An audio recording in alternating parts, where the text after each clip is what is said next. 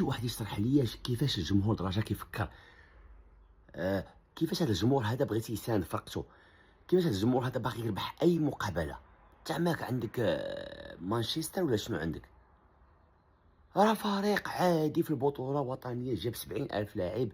الانتدابات اللي دارت الرجاء ما دارتها لا هي لا الوداد، ما دارتها حتى فرقه في المغرب. يعني حنا فريق الشمال درنا غير 4 ديال الانتدابات، كره ما عرفتش وصلنا. كتشوف الجمهور ديال ليفا كنخسروا شي ماتش كنصفقوا على اللاعبين. الجمهور دابا النفاتي كان على العام اللي كان، هذا العام زعما العام اللي فات كان هو البطل ديالهم، كان هو السبب فاش داو البطوله بهذيك الكفره اللي بقيتو عاقلين في هذيك الماتشات. راك عارف هذيك العام كله هذيك البروباغندا اللي داز ديال البطوله.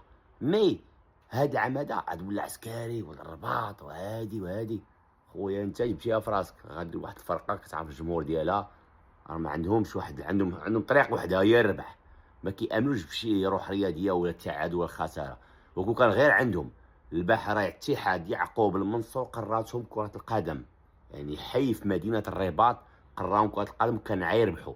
والحكم انا ما عرفتش علاش صفر في اخر لحظه، لان كانت كونتراتا كانت غاده وكان عايز يدير اضافه. وكان دابا كونتراتا غاده للرجاء وخلاها تمشى. باش كنقول لكم الدراري الجزئيات بسيطه كتغير، غير هي خاصه جمهور الرجاء يساند فرقته بواحد الطريقه يعني حضاريه. راه كاين الربح وكاين الخساره وكاين التعادل، يعني صفقوا على فرقتكم ما تعادلات ما تضربوهمش وتلوحوهم بقى تعايروهم.